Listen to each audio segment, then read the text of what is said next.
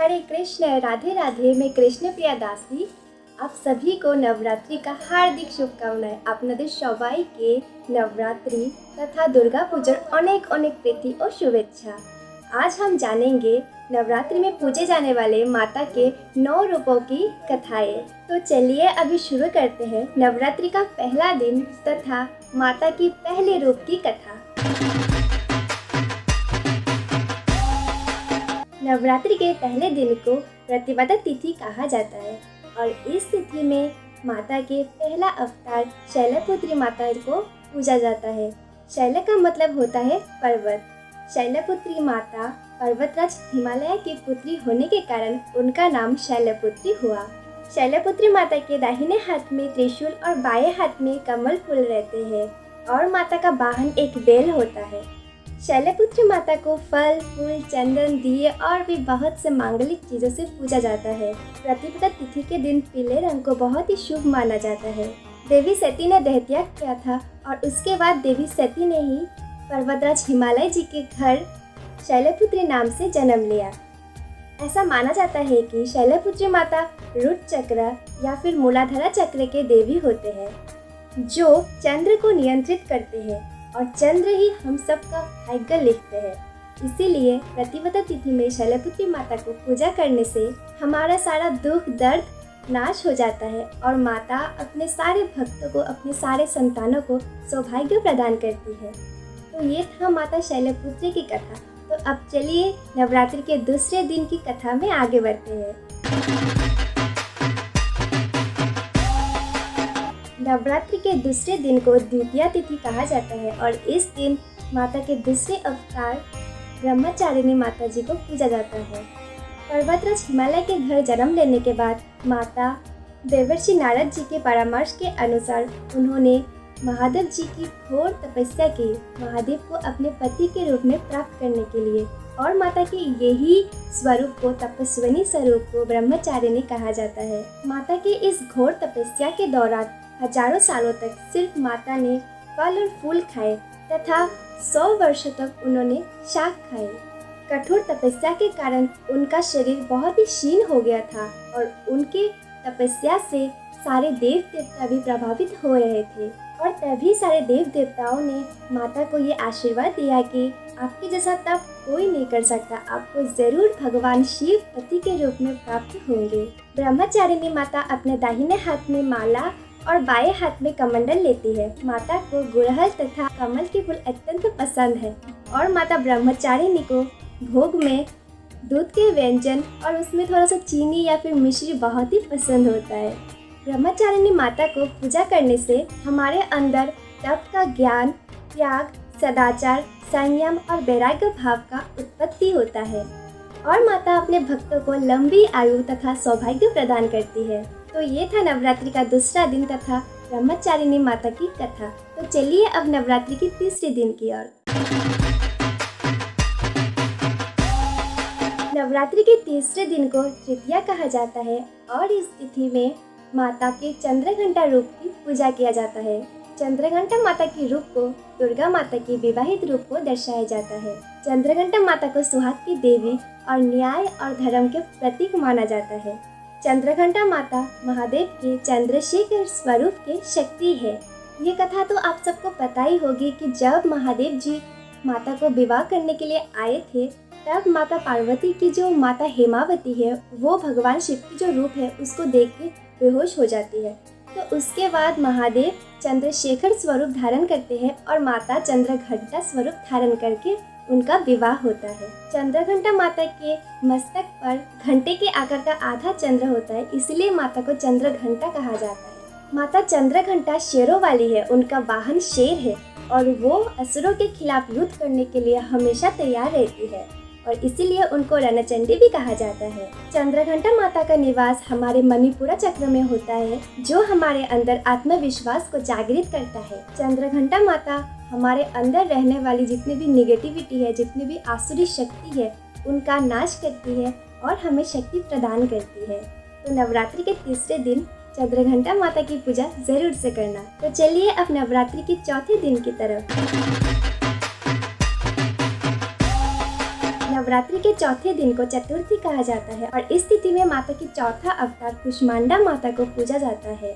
माता कुष्मांडा पूरे विश्व ब्रह्मांड को अपने एक मुस्कुराहट से बनाने वाली के रूप में जानी जाती है। माता कुष्मांडा के 8 हाथ होते हैं और इसलिए उन्हें अष्टभुजा के नाम से भी जाना जाता है। माता कुष्मांडा का निवास हमारे अनाहत चक्र में होता है, जो हमारे अंदर प्रेम, माफ़ी और दया भाव को जागृत करता है। नवरात्रि के चौथे दिन को माता कुष्मांडा की पूजा अर्चना करने से माता बहुत ही प्रसन्न होती है और माता अपने भक्तों को खुशी, सुख, समृद्धि और रोग मुक्त जीवन प्रदान करती है। तो ये था माता कुष्मांडा की कहानी। तो चलिए अब चलते हैं नवरात्रि की 5वें दिन की कथा की ओर। नवरात्रि के 5वें दिन को पंचमी कहा जाता है और पंचमी तिथि में माता स्कंद माता को पूजा जाता है। स्कंद माता देव सेनापति कार्तिक जी की माता है और कार्तिक जी का और एक नाम स्कंद होता है, इसीलिए माता की इस रूप को स्कंद माता कहा जाता है, जिसपे माता शेर पर चढ़ी हुई अपने पुत्र को अपने दाहिने हाथ से पकड़ी हुई होती है। स्कंद माता की कथा कुछ इस तरह है कि एक बार एक तारकासुर नामक का असुर बहुत ही घोर तपस्या कर रहा था और फिर ब्रह्मा जी उनके तपस्या से प्रसन्न होकर उनको वरदान ये दिए थे कि उनको सिर्फ महादेव जी के पुत्र ही मार सकते हैं। पर तब महादेव जी के कोई पुत्र नहीं थे और उनका विवाह भी नहीं हुआ था। फिर कुछ समय बाद उनका विवाह माता पार्वती के साथ हुआ और फिर उनका पुत्र कार्तिकेय ने जन्म लिया और फिर कार्तिकेय को देव सेनापति घोषित किया गया। उसके बाद कार्तिकेय ने तारकासुर के साथ युद्ध करके उसका वध कर दिया। स्कंद माता और भगवान कार्तिक जी की आशीर्वाद प्राप्त करने के लिए भक्त नवरात्रि के 5वें दिन पंचमी को स्कंद माता की पूजा अर्चना करते हैं। पंचमी के दिन माता को लाल रंग के फूल भेंट चढ़ाया जाता है। तो आप चलिए नवरात्रि के 6ठे दिन की ओर। नवरात्रि के 6ठे दिन को महाषष्ठी कहा जाता है और इस दिन को माता कात्यायनी को पूजा जाता है। माता कात्यायनी की कथा कुछ इस तरह है कि बहुत साल पहले एक ऋषि हुआ करते थे जिनका नाम कात्यायन था। वो शक्ति पूजा करते थे। उनके पूजा से माता बहुत ही संतुष्ट होते हैं। फिर ऋषि ने माता से ये वरदान मांगा कि वो माता को अपने पुत्री के रूप में प्राप्त करना चाहते हैं और फिर माता ने कात्यायन ऋषि के घर कात्यायनी के रूप में जन्म लिया। इसी के चलते महिषासुर नाम का एक असुर ने ब्रह्मा जी की घोर तपस्या की और उनसे ये वरदान लिया कि उसको कोई भी पुरुष नहीं मार सकेगा और फिर ये वरदान प्राप्त करके ही उसका उद्यम मचाना शुरू हो गया। एक दिन वो कात्यायनी महर्षि के आश्रम जाता है एक नारी के रूप धारण करके और उनका यज्ञ नष्ट करने की प्रयास करता है। तभी कात्यायन ऋषि को पता चला कि ये कोई नारी नहीं है, ये तो एक असुर है और तभी उन्होंने महिषासुर को श्राप दिया कि तुमने एक नारी होकर मुझे प्रताड़ना करने की चेष्टा की तो तुम्हारी मृत्यु भी नारी के हाथों में ही होगा। और फिर महर्षि कात्यायन की पुत्री कात्यायनी के रूप में जो हमारी माता है, उन्होंने महिषासुर के साथ युद्ध करके महिषासुर का वध किया। इसीलिए कात्यायनी माता का और एक नाम है महिषासुर मर्दिनी। महाषष्ठी के दिन माता कात्यायनी के स्वरूप को बेल वृक्ष के नीचे पूजा जाता है, इसीलिए महाषष्ठी को बेल षष्ठी भी कहा जाता है। तो ये था माता कात्यायनी की कथा। तो चलिए अब नवरात्रि के 7वें दिन की कथा की ओर। नवरात्रि के 7वें दिन को महासप्तमी कहा जाता है और इस तिथि में नवदुर्गा के 7वें अवतार कालरात्रि माता को पूजा जाता है। कालरात्रि माता को माँ दुर्गा के सबसे भयंकरी रूप के नाम से जाना जाता है और कालरात्रि माता महाकाली के ही स्वरूप है। और कालरात्रि नाम का अर्थ ये है कि अंधेरे में असुर काल का मृत्यु बनना। माता पार्वती ने शुंभ निशुंभ नाम के 2 असुरों का वध करने के लिए अपने सुनहरे रंग को त्याग कर काले रंग को अपना लिया था और कालरात्रि रूप में उन्होंने शुंभ और निशुंभ का वध किया था। माता कालरात्रि के 4 हाथ होते हैं और इन हाथों में माता ने वज्र, कृपान और दोनों दाहिने हाथों में मुद्रा किया हुआ है, जो रक्षा और आशीर्वाद का प्रतीक होता है। माता कालरात्रि अपने भक्तों के जीवन से सारी अशुभता और अंधेरे को दूर करती है। महासप्तमी के दिन महास्नान तथा नवपत्री का पूजन भी किया जाता है। तो अब चलिए नवरात्रि के 8वें दिन की कथा की ओर। नवरात्रि के 8वें दिन को अष्टमी तिथि कहा जाता है और इस तिथि में माता महागौरी को पूजा किया जाता है। महागौरी को माँ दुर्गा के सबसे सुंदर और तेज चमकदार रूप माना जाता है और इनके वर्ण पूर्ण गौर है, इसीलिए इन्हें महागौरी कहा जाता है। माता की महागौरी रूप की कथा कुछ इस तरह है कि माता ने जब शैलपुत्री रूप धारण करके महादेव की घोर तपस्या की थी, तब कठोर तपस्या के कारण उनका शरीर बहुत ही क्षीण हो गया था और बहुत ही काला पड़ गया था। फिर उनकी तपस्या से प्रसन्न होने के बाद महादेव जी ने उनको गंगा जल से जब स्नान कराया, तब माता विद्युत प्रभा के समान अत्यंत सुंदर, चमकदार और गौर वर्ण हो उठी और तभी से माता का नाम महागौरी हुआ। माता के वस्त्र श्वेत रंग के होते हैं और माता वृषभ पे सवार होती है। इनके 4 हाथ होते हैं जिनमें अभय मुद्रा, त्रिशूल, डमरू और वर मुद्रा होते हैं। नवरात्रि के 8वें दिन अर्थात महाअष्टमी के दिन माता के भक्त उपवास रहते हैं और माता की पूजा अर्चना करते हैं। महाअष्टमी के दिन माता महागौरी के उपासना से मनुष्य के सभी पाप धुल जाते हैं। उपासक सभी प्रकार से पवित्र और अक्षय पुण्य का अधिकारी हो जाता है। उसके पूर्व जन्म के संचित पाप भी नष्ट हो जाते हैं। तो चलिए अब नवरात्रि के अंतिम दिवस की ओर। नवरात्रि के अंतिम दिवस तथा 9वें दिन को महानवमी कहा जाता है और महानवमी के दिन माता के सिद्धिदात्री रूप को पूजा जाता है। सिद्धि का मतलब होता है एक प्राकृतिक शक्ति जो हमारे आध्यात्मिक भावों को जागृत कर हमारा जो प्राकृतिक अस्तित्व है उसका ज्ञान दिलाती है।